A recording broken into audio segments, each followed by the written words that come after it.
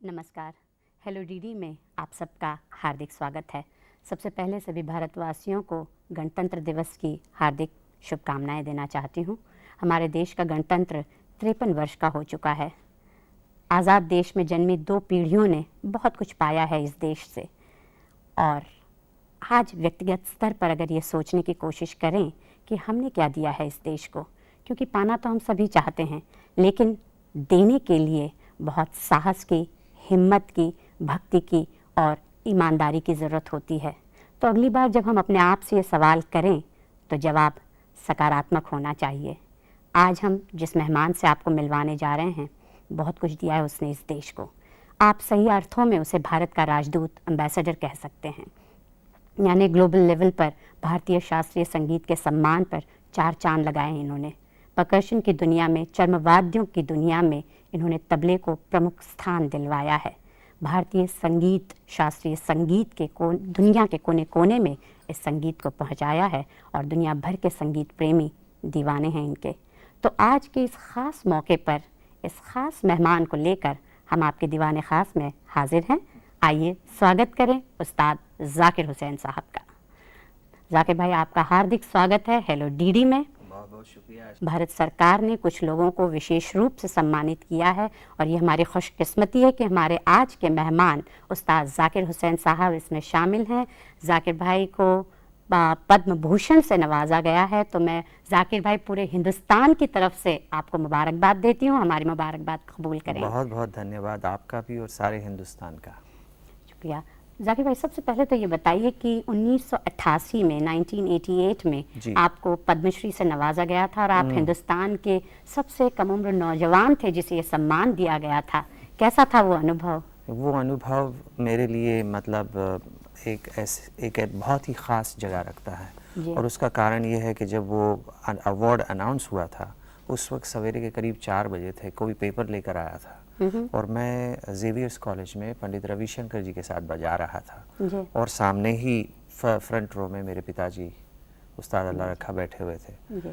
तो मेरे ख्याल से उनको किसी ने कान में कहा कि अब पेपर मैं देख रहा हूँ आज सवेरे का, और उसमें ये जिक्र हुआ है। तो वो बहुत मतलब बिल्कुल एक्साइटेड हो गए, और उन्होंने किसी तरह से रविशंकर जी को मैसेज पहुंचाया स्टेज पे। तो फिर पंडित जी ने उस वक्त अनाउंसमेंट की स्टेज पर, तो उन्होंने पहली बार मुझे उस्ताद कहा, रविशंकर जी ने, कि भाई उस्ताद जाकिर हुसैन को ये अवार्ड दिया गया है। तो उस वक्त मतलब मेरे 2 खास इंस्पिरेशन, जो कि मेरे पिता और पंडित रविशंकर जी, जिनको देखकर हमने स्टेज पर प्रेजेंटेशन कैसे करना वो सब सीखा है, तो उन दोनों के होते हुए ये अनाउंसमेंट हो, और मतलब मेरे लिए बड़ी बड़ी इम्पोर्टेंट बात थी।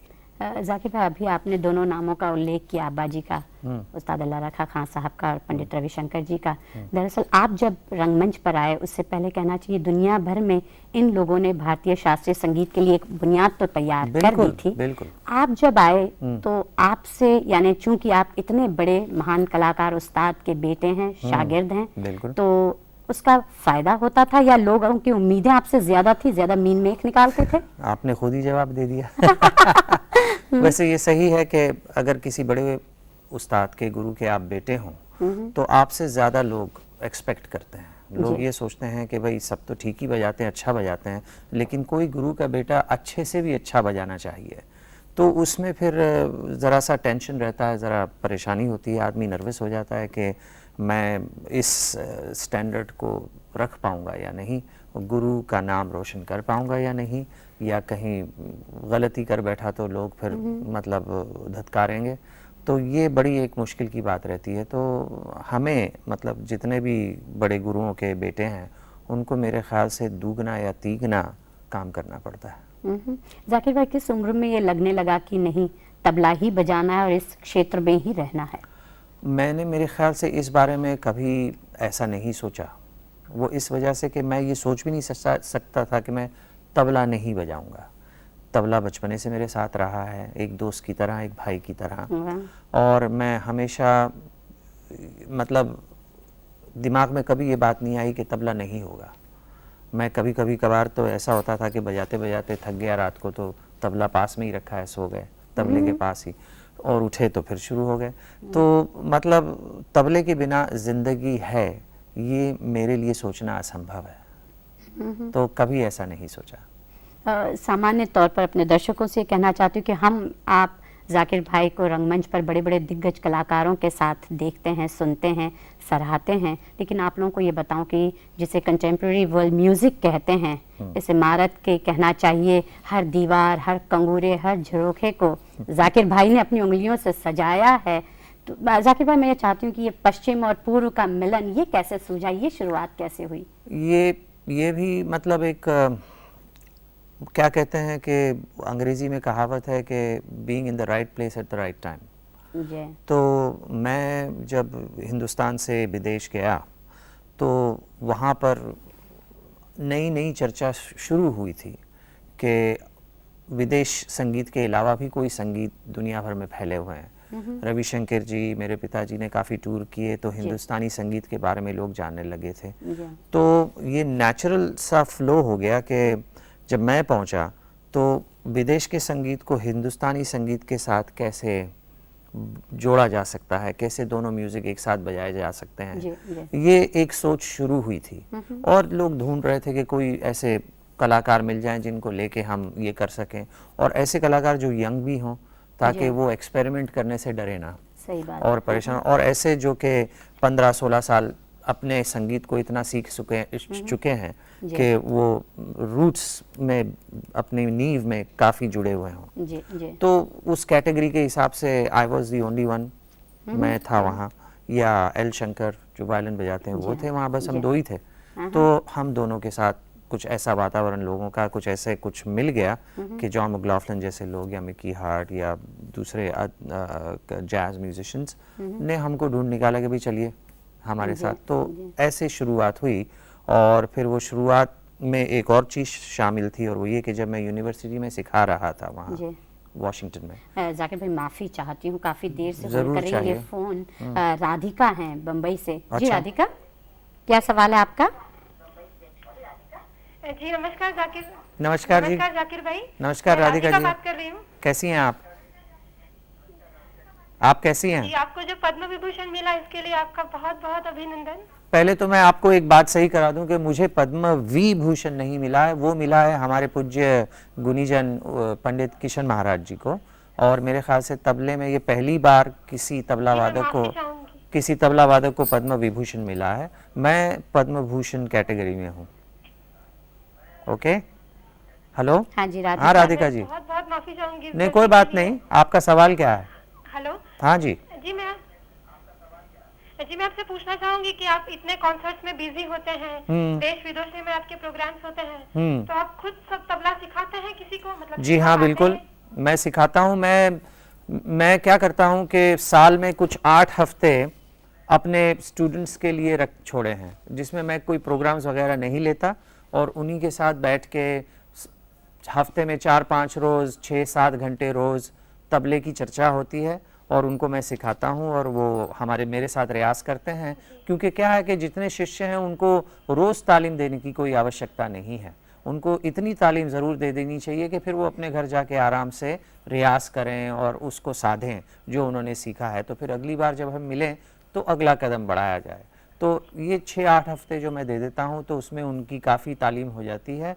और उसके अलावा मेरे पिताजी का जो स्कूल है यहाँ मुंबई में, उसमें भी मैं जाता रहता हूँ, उनके भी शिष्यों को सिखाना होता है, वो भी हम जो एक रिस्पॉन्सिबिलिटी है उसको पूरा करते हैं। तो बाकायदा जो है शिक्षा चल रही है लोगों की। जाकिर भाई, अगला सवाल है भरत चौधरी का, मेहसाणा गुजरात से। जी भरत।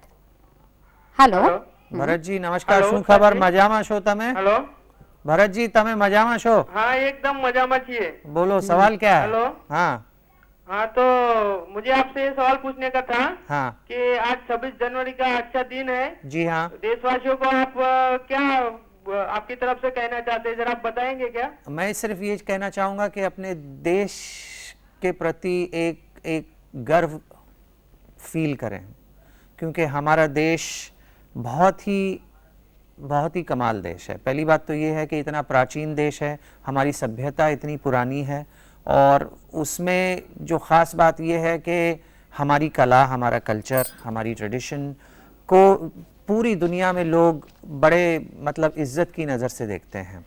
हमारे आर्टिस्ट, हमारे गुरु, हमारे मेडिटेटिव योगिक कल्चर को लोग सबसे ऊंचा मानते हैं। तो हमें इस बात पर गर्व करना चाहिए कि हमारे देश ने विदेश में और पूरी दुनिया में लोगों को बहुत कुछ दिया है, और हम इसमें प्राउड फील करते हैं और अपनी कला को सराहते हैं और अपनी कला को सपोर्ट करते हैं। ये बहुत ज़रूरी है। बिल्कुल सही बात है। जाकिर भाई, अगला शाहपुर से है फोन, निनाद का। निनाद का जी। हेलो। हाँ जी। हाँ जी, शाहपुर। जाकिर भाई, निनाद जी बोलिए।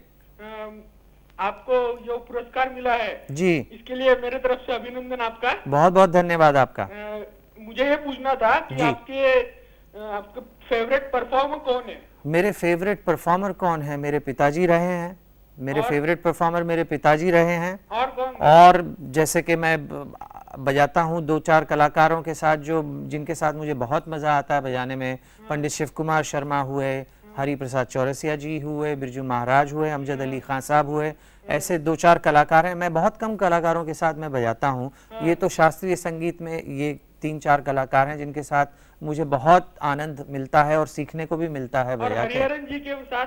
ये फिर शास्त्रीय संगीत से अलग बात हो गई। उसमें हरिहरन जी हैं जो गज़ल के मतलब बहुत ही नामवर कलाकार हैं। उनके साथ भी मुझे बजाने में मज़ा आता है। और रहे फ्यूजन के कलाकार या शंकर महादेवन या जॉन मैक्लॉफ्लिन या मिकी हर्ट या ऐसे लोगों के साथ मुझे बहुत आनंद मिलता है। तो अलग अलग क्षेत्र में अलग अलग कलाकार हैं जिनके साथ मुझे बजाने में बहुत बहुत मज़ा आता है। उनमें से मैंने कुछ नाम आपको आज दिए। जाकिर भाई, 1992 में आपको बेस्ट वर्ल्ड म्यूजिक एल्बम जो आपका, उसके लिए ग्रैमी अवार्ड दिया गया जी। था। तो उसके बारे में हमें बताइए, क्योंकि मुझे लगता है इस तरह की चीज़ें हम लोग हिंदुस्तान में बहुत इतना, यानी आम लोग इन चीज़ों को इतना नहीं जान पाते। जी, वह इसमें यही है कि ग्रैमी अवार्ड या दूसरा सारा अवार्ड, मैं तो ये जानता हूँ कि जितने अवार्ड मिलते हैं वो स्टेज पर अगर आपने अपने काम को सही नहीं किया तो धरे के धरे रह जाते हैं।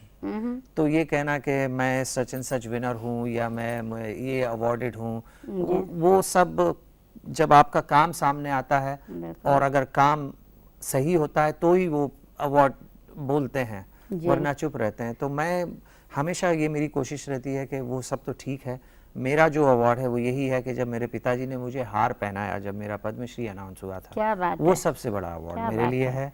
अगर कोई गुणीजन या कलाकार जब अपने दिल से प्यार से आशीर्वाद देता है तो वही सबसे बड़ा अवार्ड है। तो ऐसे अवार्ड जब मिलते हैं तो मुझे बड़ी खुशी होती है। जैसे मैं कल गया पंडित किशन महाराज जी को मिलने, तो उन्होंने बड़े प्यार से गले लगाया और कहा सुखी रहो, और कहा कि मैं बहुत खुश हूँ कि तुमको ये अवार्ड मिल रहा है।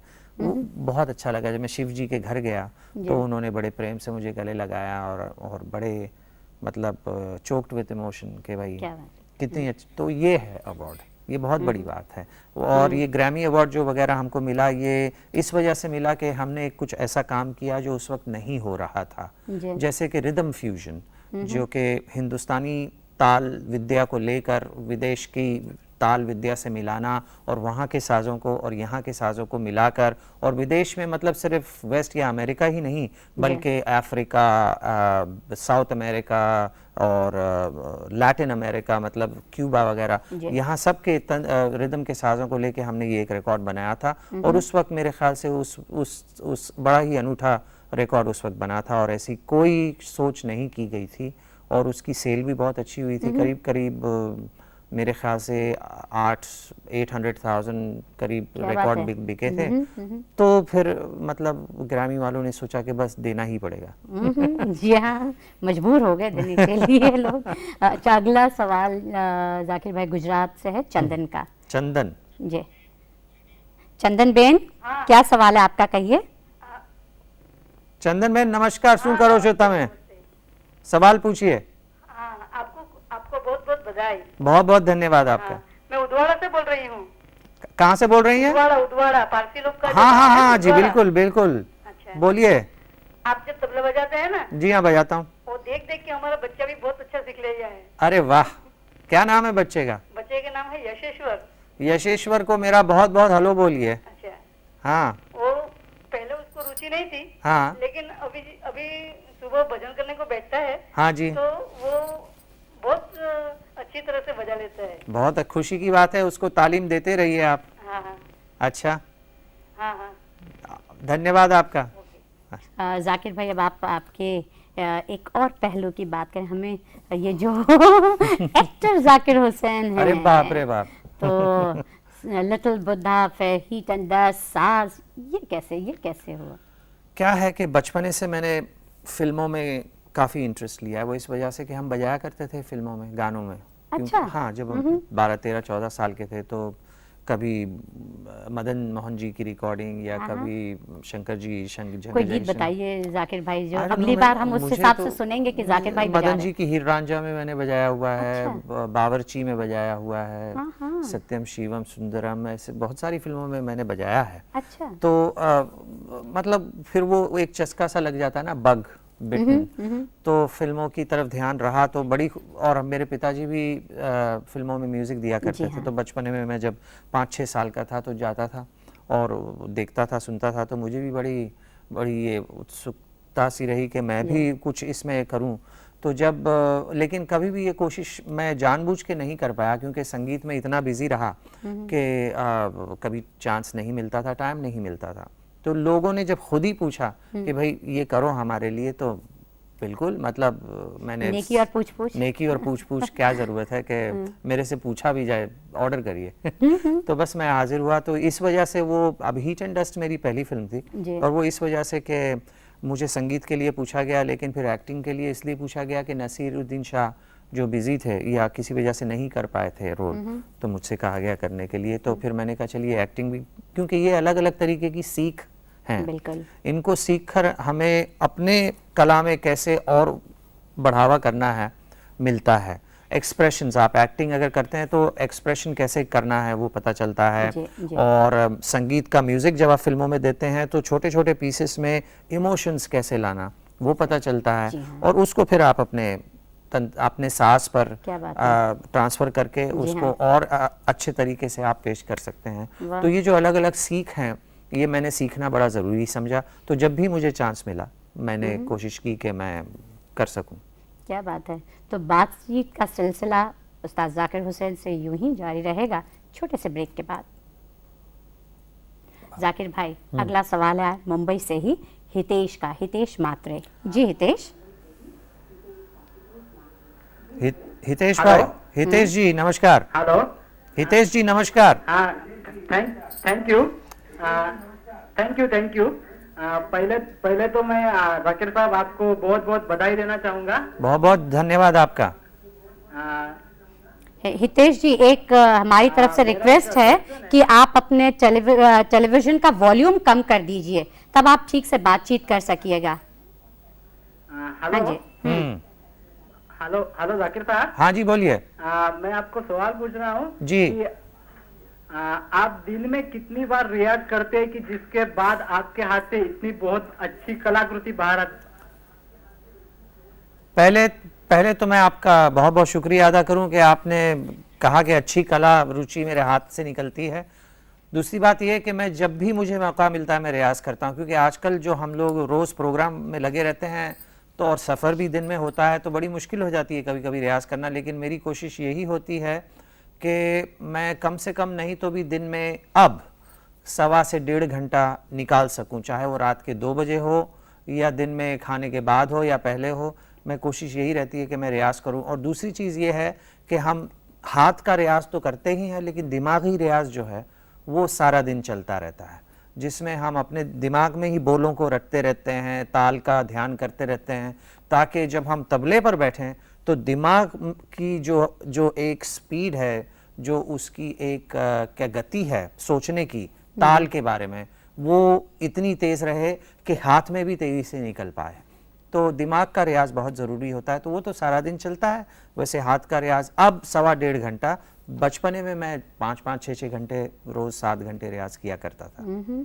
जाकिर भाई, अगला सवाल पुणे से है राजेश जैन का। जी राजेश। हेलो। नमस्कार राजेश। नमस्कार। कैसे हैं आप? मैं ठीक हूँ साहब, आप कैसे हो? मैं बिल्कुल ही फर्स्ट क्लास हूँ आज। उस्ताद जी, मैं आपको एक सवाल करना चाहूंगा। जी। जो भी तबला वादक जो है, अपने उभरते कलाकार जो है, उन्हें आप क्या सलाह देना चाहेंगे? पहली सलाह तो जो सारे गुरु जो सलाह देते हैं वो ये है कि रियाज ज़रूर करिए, साधना बहुत ज़रूरी है, पहली चीज़ तो ये। और दूसरे, अपने से बड़े कलाकारों को, गुणीजनों को, जो सीनियर कलाकार हैं, उनको जितना भी आप सुन सकते हैं सुनिए। और तीसरी बात यह है कि अपने ही क्षेत्र की कला, जैसे अगर आप शास्त्रीय संगीत बजा रहे हैं तो सिर्फ उसी तक अपने आप को मत रखिए, हर तरीके का संगीत सुनिए, लोक संगीत सुनिए, पॉप संगीत सुनिए। ये सब संगीत सुनने से आपको एक पूरा, जो कहते हैं रोगन जोश, एक्सप्रेशन, इमोशन का एक रोगन जोश आपको मिलेगा, और वो आप अपनी कला में फिर उसको प्रस्तुत कर पाएंगे। तो मैं यही कहूँगा कि सारी कला को सुनिए और रियाज करिए। और अगर आप तबला बजाते हैं तो तबले में ख़ास करके जो तबले की जो वोकैबुलरी है, मतलब तबले की ABCD, जिसको कि हम कायदे कहते हैं, वो बजाया करिए, बहुत ज़रूरी होता है। जाकिर भाई, हमारे यहाँ जैसे संगीत में, तबले में अलग अलग घराने हैं जी, इनके विषय में कुछ बताइए, यानी किस आधार पर घरानों का अलग अलग नाम दिया गया है? ऐसा होता है कि कोई उस्ताद या कोई गुरु किसी शहर से सीखते हैं तबला। अब जैसे दिल्ली में है तो उन्होंने दिल्ली में तबला सीखा, तो वो दिल्ली के घराने का तबला उन्होंने सीखा। अच्छा, अब वो वहाँ से चले तो लखनऊ आ गए, और लखनऊ में उन्हें राज दरबार में रख लिया गया नौकर, तबला बजाने के लिए, कलाकार की हैसियत से। अब उनका इतना नाम हो गया बजाते बजाते, क्योंकि वो बहुत बड़े गुणीजन बन गए और काफ़ी तालीम उन्होंने लोगों को दी, तो लोग उन्हीं को उस्ताद मानने लगे और उन्हीं को एक मतलब फिगर हेड बना लिया। अब वहाँ लखनऊ में उन्होंने किसी के साथ बजाया, किसी डांसर के साथ, कथक के साथ, इसके साथ, उसके साथ, तो उनके बजाने में वो भी एक रुझाव आ गया। तो इस वजह से उनके तबले में थोड़ा सा चेंज हुआ। तो अब लोगों ने कहा कि भाई ये तो कुछ अलग टाइप का है, तो ये लखनऊ घराना हो गया। अच्छा। इसी तरह से बनारस कोई गया तो बनारस घराना हो गया, या पंजाब में कोई थे और इतने बड़े वादक थे कि पंजाब घराना उनके नाम से बन गया। तो घराने ऐसे बने। लेकिन क्या हुआ कि जो मेन जो कोर है, जो नींव है, वो वही है तबले की। जैसे कि हम ABCD बोलते हैं तो अंग्रेजी की वही है, लेकिन आप लैटिन में भी लिख लीजिए, या फ्रेंच भी लिख लीजिए, या जर्मन भी लिख लीजिए, लेकिन अक्षर वही हैं। देवनागरी की अक्षर है, लेकिन हिंदी भी है या मराठी है या कुछ भी लिख लीजिए। उसी तरह से तबले की भी बोलचाल वही है, धा, धिन, तेटे, लेकिन अलग अलग जगह उसको थोड़ा सा अलग अलग झोल देकर, जो अलग अलग बहुत गुणीजन कलाकारों ने प्रस्तुत किया, उससे अलग अलग घरानों की एक क्या कहते हैं कि पहचान बन गई, और घराने पैदा हो गए। जाकिर भाई, अगला फोन आपके लिए केरल से है। केरल से है दीपक का। जी दीपक। हेलो दीपक। हेलो दीपक। हेलो दीपक, गुड मॉर्निंग, कैसे हैं आप? हाँ, मैं आपका एक फेवरेट बोल दीजिए। मेरा एक फेवरेट बोल दूं? बस इतना सा सवाल है? नहीं, ये शुरुआत भर है। No, we are studying tabla, my and my friends, so I want to seek a good advice from you. अच्छा, जैसा कि मैं अभी कह रहा था कि कायदे बजाना बहुत ज़रूरी होता है, और अभी मैं क्लास में परसों कल भी रात को क्लास में मैं सिखा रहा था बच्चों को, तो वही मैं आपको बता देता हूँ कि धातिट किड़ धातिट धातिट धागे ते नागेना, ये तिट का बोला है, लेकिन इसमें किड़धा ऐड किया गया है, जो कि एक अनयूजुअल कॉम्बिनेशन, धातिट किड़ धातिट धातिट धागे ते नागेना, तातिट किड़ धातिट धातिट धागे ते नागेना। मेरे पिताजी का एक फेवरेट गत थी, जो वो हमको पहले सिखाई उन्होंने, और वो बड़े खुशी से इसको पढ़ते थे। धा धिन ताकृतिक था, धृ धिन ताकृतिक धागे ते गदी के न कहता धाती धा कहता धाती धा कहता धाती धा। क्या बात। तो ये आप सुन लीजिए, और आपका बहुत बहुत शुक्रिया, आपने फोन किया। मैं अपने सभी Congratulations. हाँ, Congratulations. Thank you. मैं अपने सभी दर्शकों से प्रार्थना करना चाहती हूँ कि अब जब आप जाकिर भाई से बातचीत कर रहे हैं अपने अपने टीवी सेट का वॉल्यूम कम रखें तो वो फिर डिस्टर्बेंस नहीं होगा। जाकिर भाई, ब्रेक में जाने से पहले हम फिल्मों में आपकी अदाकारी की बात कर रहे थे। साज माफ नहीं, कीजिएगा। सजा, हाँ, नहीं ठीक नहीं जी, बिल्कुल नहीं बिल्कुल नहीं। साज फिल्म में आप एज अ म्यूजिक डायरेक्टर ही एक्ट कर रहे थे, वो अनुभव कैसा था? वो बस जैसे मैंने पहले कहा, एक सीखते हैं। अब क्योंकि अब आप ऐसी कला की तरफ जा रहे हैं जिसका आपको कोई आइडिया नहीं, ये तो मतलब आप फिर से एक शिक्षक बन गए, फिर से आप सीख रहे हैं, एक मतलब ढूंढ रहे हैं रास्ता। तो ये फीलिंग बड़ी अच्छी लगती है कि हम्बलिंग एक्सपीरियंस जिसको कहना चाहिए। और इतने बड़े बड़े कलाकारों के सामने मुझे खड़े होने का मौका मिला। शबाना जी हैं और साई परांजपे, इतनी निर्देशिका जी, हाँ। कमाल निर्देशिका हैं। तो इनके साथ आदमी सीख ही सकता है। ये नहीं कह सकता कि मैं खुद ही उस्ताद हूँ, क्योंकि ये गलत होगा। तो मैंने सीखा और ये अनुभव इस वजह से हुआ कि अब मेरे ख्याल से मुझे संगीत के लिए सोच रहे थे कि आप संगीत देंगे, लेकिन ये रोल भी था और उस वक्त कोई शायद दिमाग में नहीं था कि कौन करेगा। तो फिर कान पकड़ के जावेद साहब और शबाना जी ने कहा कि भाई आप ही करो इसको। तो मैंने कहा अगर आप समझते हैं कि मैं कर पाऊंगा तो ठीक है। तो बस इस फिल्मों में म्यूजिक भी दिया है जी। म्यूजिक तो अब से नहीं, मेरे ख्याल से 1974, हाँ, लेकिन उस वक्त मैं विदेश में म्यूजिक दे रहा था। पहली फिल्म में जो मुझे चांस मिला म्यूजिक देने का, वो उसमें सिर्फ मेरा 12 मिनट का एक सेक्शन था जिसको मैंने म्यूजिक दिया। और वो फिल्म थी, उसका फिल्म का नाम था अपोकलिप्स नाउ। वो अंग्रेजी फिल्म थी। एक डायरेक्टर हैं फ्रांसिस फोर्ड कपोला जी, जिन्होंने बनाई गॉडफादर। हाँ, तो गॉडफादर 1 जब उन्होंने बनाई पहली वाली, उसके बाद उन्होंने एक फिल्म बनाई अपोकलिप्स नाउ। तो अपोकलिप्स नाउ में मार्लन ब्रांडो और मार्टिन शीन ये लोग एक्ट कर रहे थे। तो उसमें एक 12 मिनट का सेक्शन है एंड का, जिसका उन्होंने मुझे कहा कि आप म्यूजिक दीजिए। तो फिर मैंने वो दिया। उसके बाद फिर वियतनाम टेलीविजन हिस्ट्री कोई 13 पार्ट एपिसोड थी 13 सेक्शन की, वो करी अमेरिका में। उसके बाद में छोटे मोटे मतलब फिल्मों में एक फिल्म थी सर्फिंग के बारे में, वेव्स, ओशन सर्फिंग, उसका म्यूजिक किया। और उसके बाद में फिर हीट एंड डस्ट मैंने करी। तो सिलसिला उस वक्त से चला आ रहा है। लेकिन हिंदुस्तानी फिल्मों में ओनली रिसेंटली मुझे चांस मिला ये काम करने का। और उसमें पहली फिल्म थी मुहाफिज, इन कस्टडी, मर्चेंट आइवरी की। और उसके बाद में साज और वानप्रस्थम। तो बस अब है ये राहुल बोस की film everybody says I am fine. और बस चल रहा है। क्या बात है, हमें इंतजार रहेगा। अगला सवाल है जाकिर भाई मुंबई से ही, अनिरुद्ध का। हाँ जी अनिरुद्ध। हेलो उस्ताद जी। अनिरुद्ध जी कैसे हैं आप? बहुत मजे में सर। मैं भी ठीक हूँ। आप बधाई हो आपके पद्म भूषण के लिए। बहुत बहुत धन्यवाद। और मेरा सवाल ये है कि मैं भी तबला सीख रहा हूँ। बहुत अच्छी बात। दिल्ली फरुखाबादी घराने से ताल्लुक रखता हूँ। कौन है आपके उस्ताद? जी हमारे उस्ताद हैं श्री सुधीर नारिंगवेकर जी। अच्छा। जिन्होंने पंडित तारानाथ जी राव से हाँ, मैं जानता हूँ उनको, मेरा नमस्कार बोलिएगा। हाँ जी जरूर। अच्छा, क्या सवाल है? हाँ, मुझे ये पूछना है कि मुझे और मुझ जैसे अन्य शागिर्दों को आप क्या संदेश देना चाहेंगे कि क्या हमारा तबले के प्रति अप्रोच होना चाहिए? शायद मैंने इस सवाल का जवाब अर्लियर भी दिया था, जो केरला से जिन्होंने फ़ोन किया था, राजेश जी ने। तो यही कहूँगा कि रियाज बहुत आवश्यक है, बहुत ज़रूरी है। और गुरु का सबक जो सिखाया हुआ है पहले उसका रियाज करना चाहिए।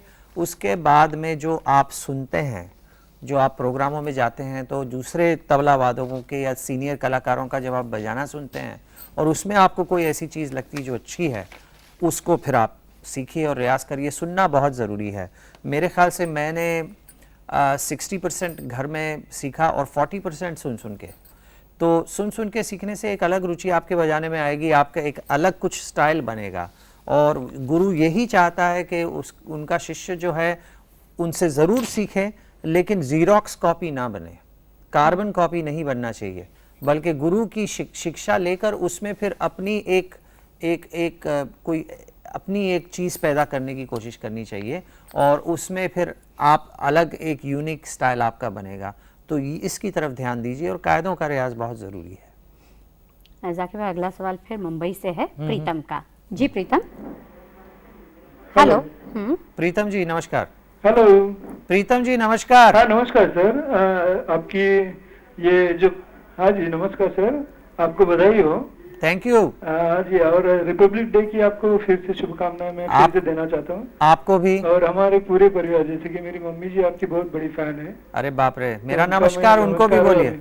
मेरा सवाल यही था सर कि अपने जो भारतीय मूल के जुबेन मेहता जी है, उनके बारे में जो आपकी फ्यूजन म्यूजिक कभी हुई थी, या तो उनका अनुभव अपने देशवासियों को आप कैसे देना चाहेंगे? जुगल मेहता जी, जुबिन मेहता, जुबिन मेहता जी, हाँ जी। जुबिन मेहता ने मेरे ख्याल से हमारे हिंदुस्तान के गर्व हैं। वो तो इतने उन्होंने, मतलब क्या होता है कि हम लोग जो हिंदुस्तानी कलाकार हैं, हम जाके अपने संगीत को लेकर बाहर की कला के संगीत जो हैं उनके साथ मिलाकर फ्यूजन कर कर हम बजाते गाते हैं।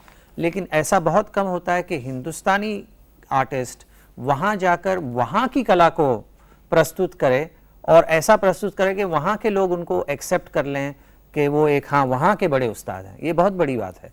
और जुबिन मेहता जी हम मेरे ख्याल से वर्ल्ड के मेरे ख्याल से टॉप के कंडक्टर माने जाते हैं।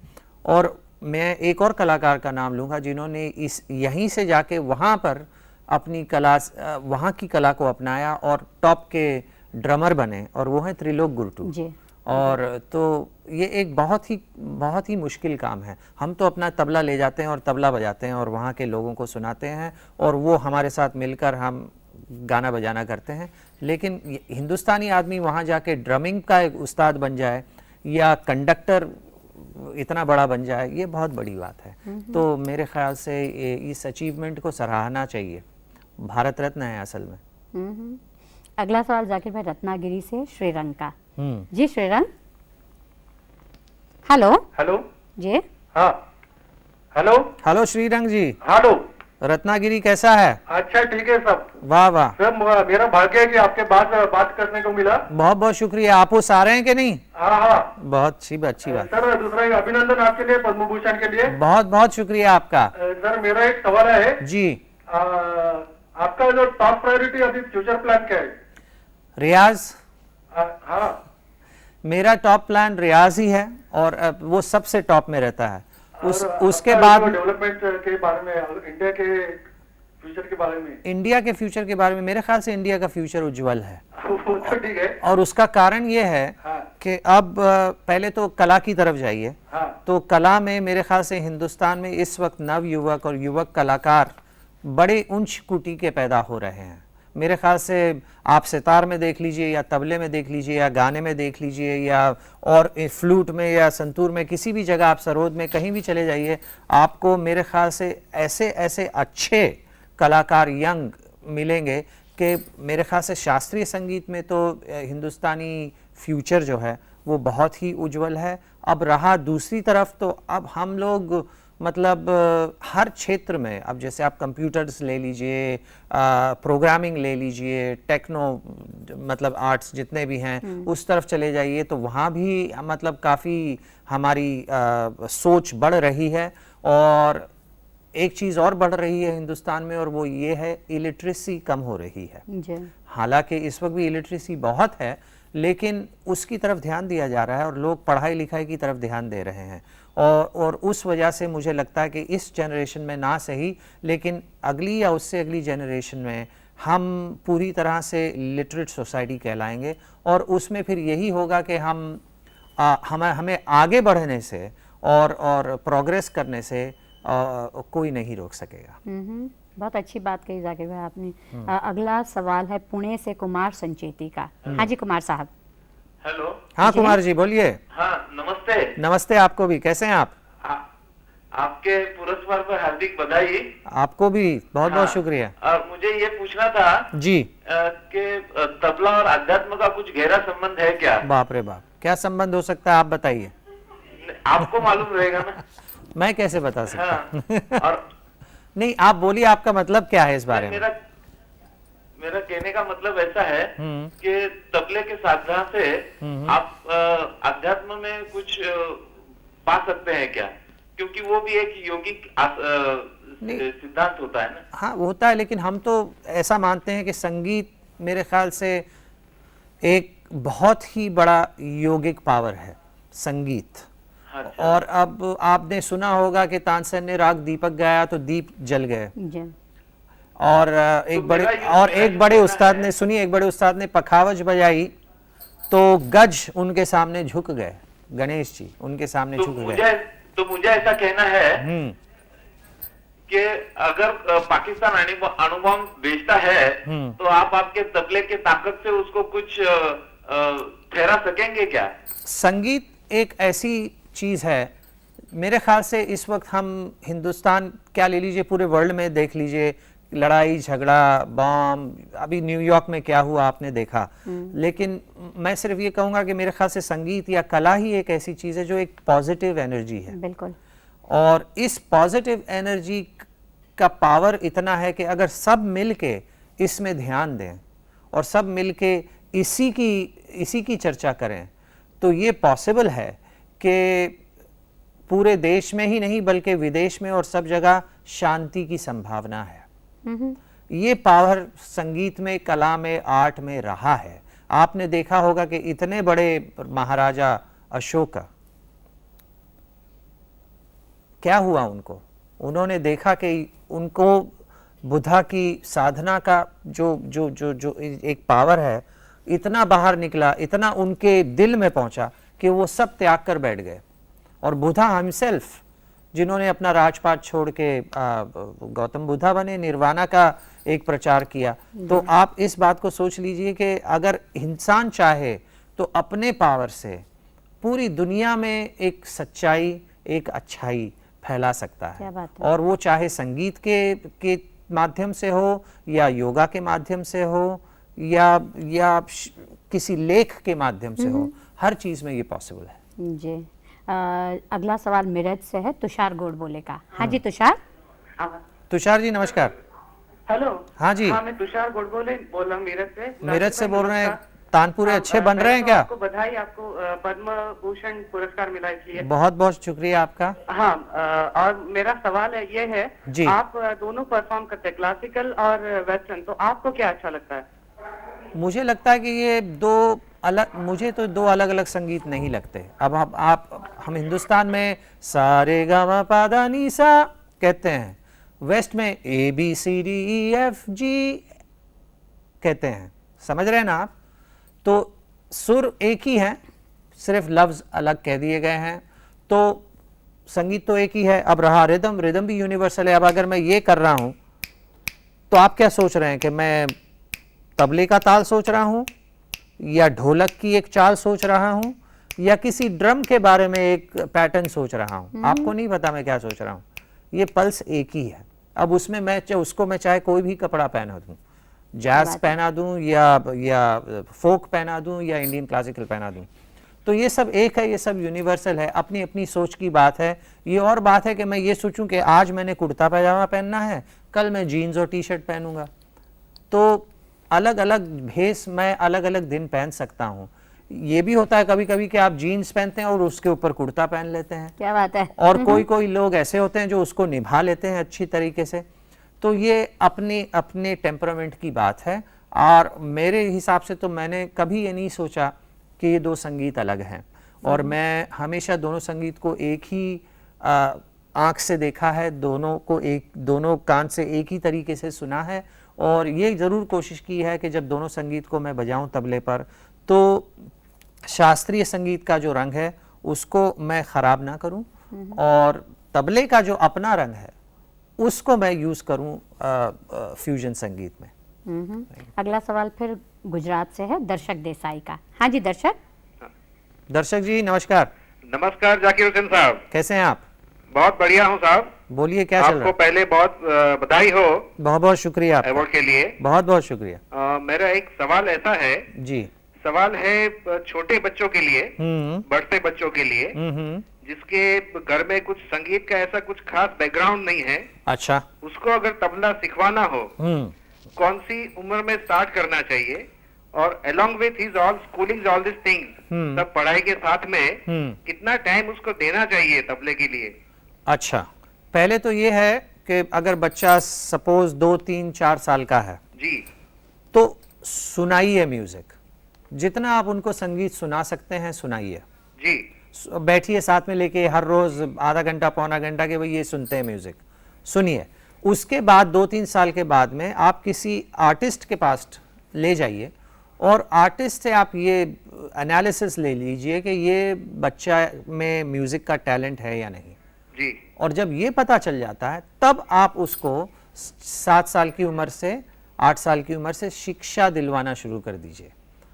और ये ज़रूर करिए कि 3-4 साल तक वो पढ़ाई में ध्यान रहे और घंटा 1.5 घंटा अपना रियाज भी करे जी, और 3-4 साल के बाद में फिर एक बार एनालिसिस करिए कि अब इसमें क्या पॉसिबल है, अगर और भी आगे बढ़ने की संभावना है या नहीं है, और उस हिसाब से फिर उसको या तो आगे बढ़ाइए या फिर उसकी दिशा किसी और तरफ करने की कोशिश कीजिए। जाकिर भाई अगला सवाल फिर मुंबई से शबरीश का। हाँ जी, हेलो शबरीश। हाँ सर, नमस्ते सर। नमस्ते, आपको भी बहुत बधाई हो सर आपको। थैंक यू सर, आप यकीन मानिए मैं आपका भक्त हूँ। क्या बात। मैं आज तक मैंने तबला किसी से सीखा नहीं है, अरे बस बाप रे। आपको, तौफीक साहब को और शिवमणि साहब को देख के मैं बजाता हूँ। बहुत बहुत अच्छी बात है। हाँ सर, मैंने बस ऐसा फैसला किया है कि मैं तबला या ड्रम्स सीखूंगा तो सिर्फ आप तीनों से सीखूंगा। तो इसके लिए मैं आपका बॉम्बे में जो एड्रेस है वो जानना चाहता हूँ सर, ताकि मैं वहाँ आके आप लोगों से सीख सकूँ। बॉम्बे में हमारे पिताजी का स्कूल है, वो है शिवाजी पार्क में महात्मा गांधी स्विमिंग पूल के पास, बिल्कुल उसके नेक्स्ट डोर। तो वहाँ पर तौफीक जी भी सिखाते हैं, मैं भी सिखाता हूँ और मेरे दूसरे भाई फजल भी सिखाते हैं। तो और भी मतलब स्टूडेंट्स वगैरह आते हैं, वहाँ आप आइए, हर शाम को वहाँ क्लास होती है, मंडे छोड़ के, सोमवार छोड़ के, तो वहाँ पर आप सीख सकते हैं। लेकिन मैं ये ज़रूर कहूँगा कि आपने अब तक देख देख के सीखा है तो आपका एक अपना स्टाइल बन गया होगा। लेकिन मैं आपको ये मतलब एडवाइस भी दूंगा कि आप ज़रूर किसी से सीखना शुरू करें, ताकि विद्या का जो बेसिक विद्या का जो एक अंदाज़ है वो आपके दिमाग में बैठ जाए और फिर आप उसको कैसे भी यूज़ कर सकते हैं। जाकिर भाई, आपने उस्ताद विलायत खान साहब, अली अकबर खान साहब, पंडित रविशंकर जी जैसे दिग्गज जो अब्बा जी की पीढ़ी के महान कलाकार हैं, इन लोगों के साथ भी बजाया है। उनके साथ जब आप बैठते हैं तो एक वो एहसास होता है कि मैं अपने से ऊपर वाली पीढ़ी वालों के साथ बजा रहा हूँ, और जब शाहिद परवेज जैसे लोग आप अपनी पीढ़ी वालों के साथ बजाते हैं, क्या अंतर पाते हैं? पहले वो तो बुजुर्ग लोग आपको वो आज़ादी देते हैं? पहले तो मैं ये बताऊं कि मैं मेरे ख्याल से एक लकी तबला प्लेयर हूँ, और वो इस तरह से बड़ा खुशकिस्मत हूँ इस वजह से कि मैंने 4 जनरेशन के साथ बजाया। क्या बात है। हाँ, पहले तो मैंने शुरू किया सीनियर डागर ब्रदर्स और बड़े गुलाम अली खान साहब या ओमकार नाथ जी, इन सब के साथ भी मैं बैठा हूँ। और उसके बाद की पीढ़ी जो रही, रविशंकर जी, अली अकबर खान साहब, विलायत खान साहब, I was lucky to play with them. फिर निखिल बैनर्जी, रईस खान साहब, अमजद अली भाई लेटर, शिव जी, हरी जी, और अब आए हैं शाहिद परवेज, बुधादित्य, निशात, शुजात, ये सब। और इनके बाद अब नीलाद्री और मतलब ये सारी अमान, अयान, ये सब, बिल्कुल बिल्कुल, तो राहुल, तो ये अलग कैटेगरी। तो मेरे ख्याल से इन सब के साथ मुझे बजाने का मौका मिला है और मैं बड़ा खुशकिस्मत हूँ कि मैंने ये सबको सुना, देखा, उनके साथ बैठा और उनकी बातें भी सुनी। तो ये जो एक सीख मुझे मिली है, एक शिक्षा जो मुझे मिली है सबके साथ, मेरे ख्याल से इसी का एक कारण है और यही दुआ है कि मैं एक ऐसा तबला प्लेयर बना हूँ जो सब तरीके के अंग बजाता हूँ, चाहे वो संगत के अंग हो या सोलो का हो या डांस हो या तंत्र हो, कोई भी हो, तो मैं सबके साथ बजा सकता हूँ। और ये जो अनुभव मुझे मिला है, आई होप कि इसका थोड़ा सा जो रिज़ल्ट है सबको मैं दे पाया हूँ। ये और बात है कि जब मैं बड़े बुज़ुर्गों के साथ बजाता हूँ तो मुझे एक स्टूडेंट की तरह रहना पड़ता है और वो रहना पड़ता नहीं है, ये एक चॉइस है मेरी खुद की। क्या है कि अब बड़े बुजुर्ग के साथ जब आप मिलते हैं तो आप उनका पैर छूते हैं, उनको प्रणाम करते हैं, वो आपको आशीर्वाद देते हैं, तो वो एक श्रद्धा का जो एक अंदाज है वो ही आप स्टेज पर, मंच पर भी उनके साथ लेकर बैठते हैं। तो वो संगीत में भी आता है। तो उनके साथ जब मैं बजाता हूँ, जैसे रवि जी हैं, अली अकबर खान साहब हैं, तो जब उनका इशारा होता है उस हिसाब से हम चलते हैं। अब रहा बजाना शिव जी या हरि जी, अमजद भाई के साथ, तो उनके साथ अपना एक दोस्ती का लेन देन है, एक वो बड़े भाई हैं, मैं छोटा भाई हूँ, तो इस हिसाब से गाना बजाना भी होता है। और रहा शाहिद भाई वगैरह, तो इनके साथ मतलब क्रिकेट खेलते हैं दोस्तों के साथ, या गुल्ली डंडा खेलते हैं, या किसी मिल्क शेक पीने चले गए, या आइसक्रीम खाने चले गए। तो ये जो अलग जो मामला है, फिर उनके साथ उस टाइप का गाना बजाना भी होता है, मजाक मस्ती छेड़छाड़ जो भी है। तो ये है। अब रहा उनसे जो यंगर कलाकार आ जाते हैं, तो फिर उनके साथ फिर हमको उनको लेकर चलना है। वाह। तो अब वो जो भी कर रहे हैं उसको सराहना भी है, और अपना भी बजाना है, लेकिन ऐसा नहीं करना है कि हम ही हावी हो जाएं। बिल्कुल आपसे बिल्कुल सहमत हैं हम लोग। और घंटे भर की बातचीत में आपने खुद महसूस किया होगा कि प्रोग्राम के शुरू में मैंने जाकिर भाई को इस देश का राजदूत क्यों कहा था। यानी सही अर्थों में इस देश की कला को दुनिया के हर कोने तक पहुंचाना। और ऐसे समय में, जैसा कि खुद जाकिर भाई ने कहा, जब दुनिया के ज़्यादातर लोग अपनी सीमाओं के नाम पर, अपने देश के धर्म, जाति, रंग या भाषा के नाम पर कत्लेआम पर उतरे हुए हैं, ऐसे समय में मुझे लगता है जाकिर भाई जैसा इंसान अपनी संगीत की भाषा, तबले की थाप के माध्यम से इस दुनिया के लोगों को एक सूत्र में बांधने की कोशिश कर रहे हैं। जाकिर भाई, हम आपके बहुत बहुत आभारी हैं कि आप यहाँ तशरीफ लाए। मैं आपका शुक्रिया अदा करूँगा कि आपने मुझे इतने सारे श्रोताओं से बात करने का मौका दिया, और दूरदर्शन का मैं बहुत आभारी हूँ।